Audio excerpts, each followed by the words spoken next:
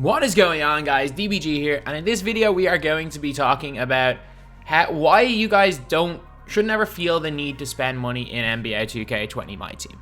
So before we get on to, if you guys are new to the channel, subscribe. We're trying to 170,000 subscribers. We are not that far off, to be completely honest, so it's looking like we're going to hit that in the next couple of days. Anyway, we are just over 1,000 away. But anyway, yeah, so this is going to be a video just talking about strategies you can use. And I'm not even going to say like a mindless grind, because we all know that if you grind 40 hours in this game, you're going to be able to get a more than usable squad if you're good at the game. Like, we all know that that's the case. And to be honest, as much as people like to say, including myself, as much as YouTubers like to make it out as if a 120-hour grind isn't a big thing, it is in my opinion, well, not in my opinion, it's literally a 3-work week. And in my opinion, if you are solely doing a 3-work week grind just because you think that you're going to get a card that's magically going to make you win all these games or start winning games that you were previously losing, then you're going to be very disappointed. Whatever, you want to do the grind, do the grind. You enjoy it. Not that people like to do it, but do not feel like you're missing out if you're too busy to do the grind, if you just don't like playing the CPU. Trust me, you don't, like, it's not necessity. Yes, it will give you a slight advantage doing all that. Heck, playing 120 hours of the game is going to give you an advantage anyway. But that's literally how many work weeks is that? That is 3 work weeks. Yeah, it is 3 work weeks of playing a game. If you play that much of a game, you're going to be better at it. But yeah, so in this video I'm going to be talking about players you guys can use, tactics you can use to compete, and what I'm going to say now does not guarantee you to go 12-0. It does not guarantee that you're going to go 12-0 every single time. And people have got to be realistic with this video game. If every single player in the world is at the exact same level, like, for example, if you get better and then someone else gets better as well, even though you're better, it might be kind of like a very close game. People get better, and that's the whole weirdest thing, is that people think if you're not going 12-0 consistently, you're not a good player. And I don't know where that kind of skewed mentality towards the game is. Like, realistically, an average player wins 50% of their games. An average player gets 3 wins in My Team Unlimited before they get the 3 losses, and they're out. Like, you might say, oh no, average players win at least 7 or 8 in a row, go 12-0 every month, and that's not the case. An average player wins 50% of the games. So yeah, an average player will go 3-3 every single time, just based on just pure law of averages. The average player will do that. So yeah, so basically I'm going to be teaching you guys how to make squads, what players to look for, so that you're going to be able to compete. And if you're using cards like this, I'm telling you this right now, if you are using cards like this and you're losing, it is not the card's fault, it is your fault for in the game. It is never going to, like, it is not going to be a card's fault. Definitely at times there is. If you're coming up against a guy who's similarly leveled to you, very similar standard, and they're using a much better squad, obviously they're going to have an advantage. However, if you're the way better player, if I played against a casual, there is no team in the world that will help them beat me if I use a team of my best rubies. Like, if just a casual player that only plays this game once a week, like a real casual, someone that never took it seriously, like, there's no way of that. Like, as much as cards help, it's always skill first, card second. So lads, if you guys are following these tactics and you're struggling to win games, trust me, just start getting used to your cards. Get used to your cards, get used to everything about the cards, and you're going to be better at the game. Just practice the game more. Don't think you need to spend money on the game. Whether that's MT, whether that's VC, it doesn't matter. Okay, so lads, first of all, just pick a play style. Trust me, like, if you guys were in my stream yesterday, I used this squad right here to get Wilt. Is this an expensive squad? For some people it is. This is definitely, I consider this a very budget squad. This is about a day worth of TTO playing. So it's about 25, 35, 45, it's probably about 75k MT. So I would consider it a budget squad, and I went 12-0 with it. And I genuinely think I could have went 12-0 with a cheaper team. Like, I went 12-0 with a 10k MT team earlier in the year. Like, it was kind of crazy. But like, you just gotta find your play style first, and you always gotta look for the best players and then look for cheap alternatives to them. So for example, the best point guard in the game is definitely it's a debate, but it's a giant. It is one of the giants. So it's probably one of the glitch players or out of position LeBron. It's definitely not this LeBron, but it could You can make an argument that Hedo Turkoglu is the best point guard in the game. Wait a minute, how is Hedo Turkoglu and this LeBron the same price? Are basically the same price. You can make an argument it's Hedo. You can make an argument for this Giannis right here, who I think is, okay, he's up above. He was at 350k and he was one of the most criminally underpriced players in the game. You can make an argument for the LeBron James, Thon Maker, Magic Johnson. There's a lot of really great point guards in this game. Draymond Green is another one that a lot of people can use and have a bunch of success with Draymond. So that's the whole thing, is like, these guys are the best point guards. However, if you want to use an equivalent to that and you're cheaper, go and get yourself a Bonga. Yeah, Bonga's not as good, but you know what? He's almost as good. Well, he's not even almost as good. Like, a skilled player with Bonga will beat a bad player with LeBron.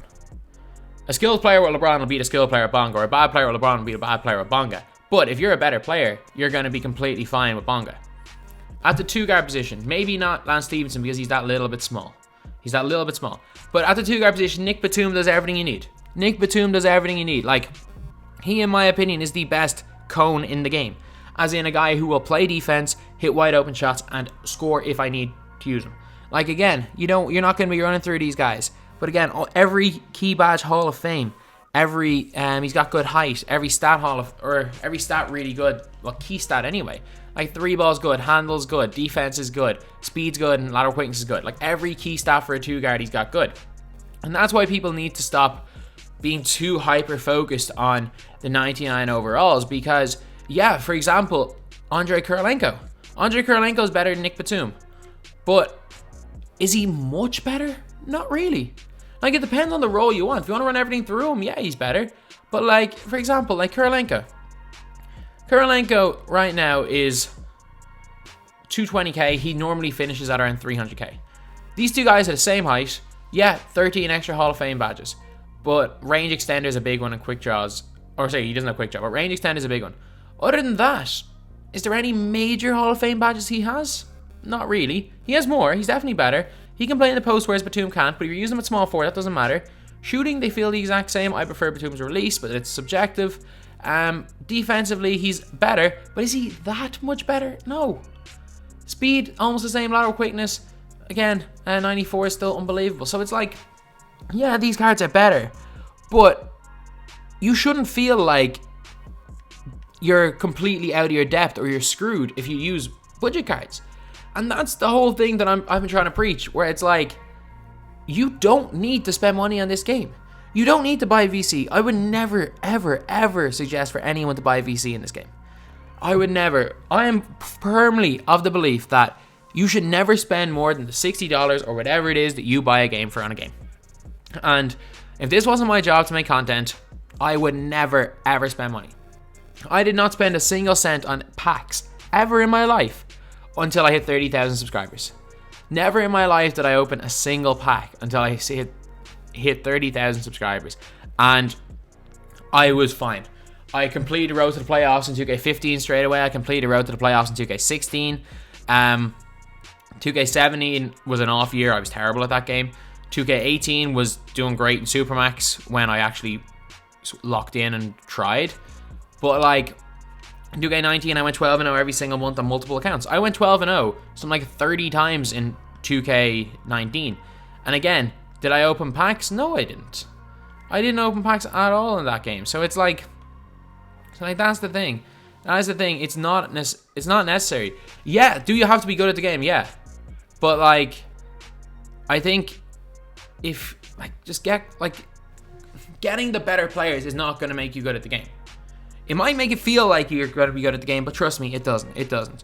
Improving your skill, watching guys like Ty Debo, watching Splash Edition when he comes back when he starts making YouTube tutorials. Watching these guys is going to do so much more for your ability to play 2K than opening packs. It is. Like, if you think that the answer, if you're losing games consistently, if you think that the answer is to open packs, trust me, you're asking the wrong questions. You're asking the wrong questions. It is never opening packs. It is never, ever a necessity. And yeah, this is a rant video. This did not have much structure. There are budget alternatives to everybody. You've got Dante DiVincenzo, 1K MT for DiVincenzo. You've got an insane release. 7 Hall of Fame badges, including clamps. Basically, every badge he needs, at least gold. Got a great 3-point shot and a pretty good dunk, good handle, and fantastic defense. Like, Donte DiVincenzo is not an elite tier point guard, but you know what? In the hands of a skilled player against a bad player, he can more than compete. More than compete. And that is what I'm trying to preach. If you are struggling in my team, if you're losing, if you're winning 5 games and losing 3, you know what? You're a pretty good my team player. And if you think you're terrible at the game because you're losing 3 games every 5 you win, then again, it's just about improving in the game. If you're consistently going 10-1 or 10-2, 11-1, and you're just struggling to get that final win, then maybe try upgrade your players. But most of the people that are looking at this and thinking you need to spend money on the game are the guys that are winning 3, losing 3, the bang average players, which is nothing wrong with that. It's a video game at the end of the day. But lads, if you think you're asking the wrong questions, if you think that spending your hard-earned money on a broken video game is the answer.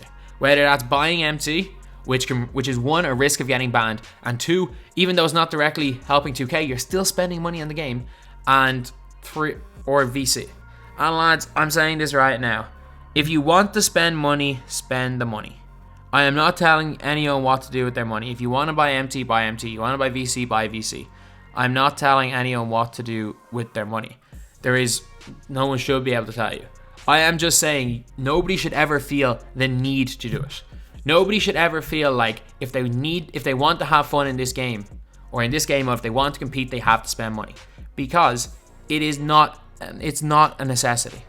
Yes, it does help. Yes, these cards are better.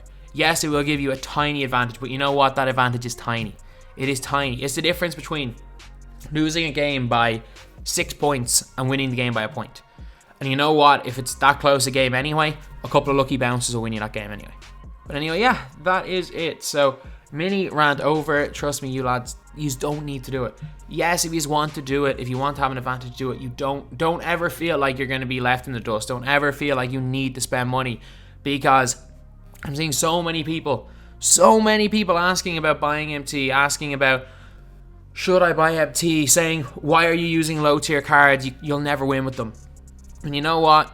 I do. And I do it consistently. And I'm by no means one of the best players in the world at this game.